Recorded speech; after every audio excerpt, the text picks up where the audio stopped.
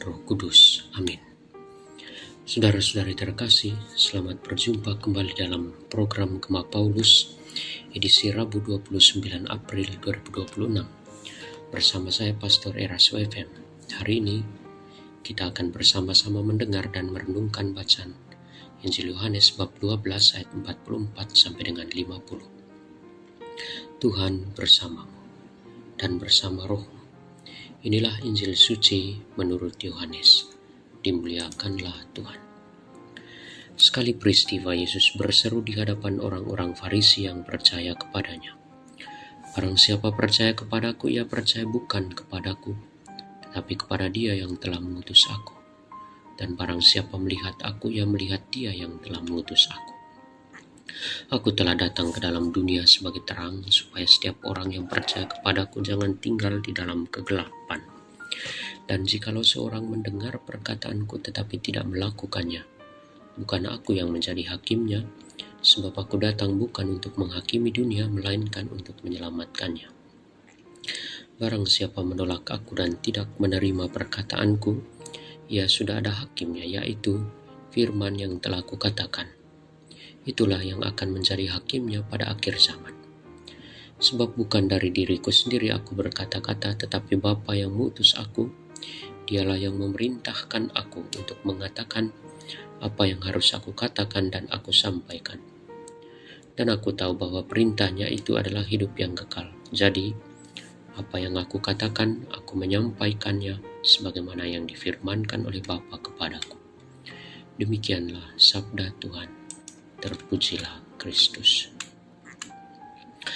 Saudara-saudari terkasih, setiap pagi saat membuka mata, kita tidak hanya bersyukur bahwa kita masih hidup, tapi kita juga mungkin bersyukur atas sinar matahari yang terus-menerus kita alami dan kita rasakan. Cahaya itu memberi kita kepastian.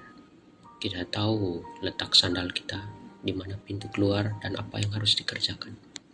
Tanpa cahaya, kita mungkin tidak dapat hidup.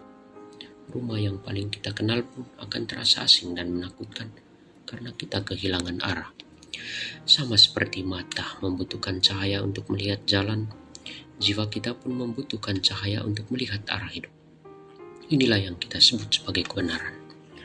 Namun saat-saat ini banyak orang merasa kebenaran itu berarti terserah masing-masing, asalkan nyaman. Tapi benarkah kenyamanan sama dengan kebenaran? Berjalan hanya mengikuti kenyamanan tanpa kompas yang benar ibarat berjalan dalam kabut tebal. Kita bergerak, tapi tidak pernah benar-benar tahu kita sedang menuju kemana. Dalam bacaan hari ini Yesus berseru dengan lantang, "Aku telah datang sebagai terang, supaya setiap orang yang percaya tidak tinggal dalam kegelapan." Yesus berseru karena ia tahu betapa berbahayanya jika kita tersesat dalam kabut relativisme dunia. Melalui Yesus, Tuhan menunjukkan wajah Allah yang asli. Dan artinya, menjadi pengikut Kristus, kita telah menemukan arah yang pasti. Sebab Kristus sendiri menegaskan bahwa Dia adalah jalan, kebenaran, dan hidup. Kita menyadari bahwa kejujuran, pengampunan, pengorbanan bukan sekedar pilihan sulit, melainkan jalan hidup yang sejati. Inilah kebenaran yang tetap teguh meskipun zaman terus berubah.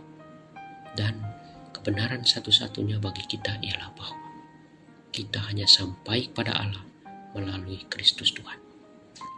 Lalu bagaimana kita membawa terang ini dalam aktivitas sehari-hari? Seringkali demi toleransi atau rasa sungkan, kita menyembunyikan prinsip-prinsip iman. Namun jika kita memegang lampu di tengah kegelapan, apakah Anda akan menutupinya agar tidak menyilaukan orang lain? Tentu tidak. Lampu justru diletakkan di atas agar semua orang bisa melihat jalan. Maka hari ini, mari kita hadirkan terang Tuhan itu dimanapun kita berada, di tempat kita bekerja, tempat kita sekolah, di pasar, atau bahkan di rumah kita, di tempat kita makan, dimanapun kita berada. Berani katakan bahwa saya beriman pada Kristus. Berani jujur juga di tengah lingkungan yang tidak jujur. Berani menyayangi di saat dunia mengajarkan kita untuk saling menjatuhkan. Berani melayani tanpa mengharapkan pujian manusia. Kebenaran sejati adalah kebenaran yang mesti kita perjuangkan, kita ikuti, yaitu Kristus Tuhan sendiri. Semoga Tuhan memberi kita damai. Amin. Tuhan bersamamu dan bersama roh kita sekalian, keluarga kita, usaha dan pekerjaan kita mewartakan kebenaran Kristus melalui hidup, perbuatan, dan kata-kata kita. Diberkati oleh Allah yang Maha Baik, Bapa dan Putra dan Roh Kudus. Amin.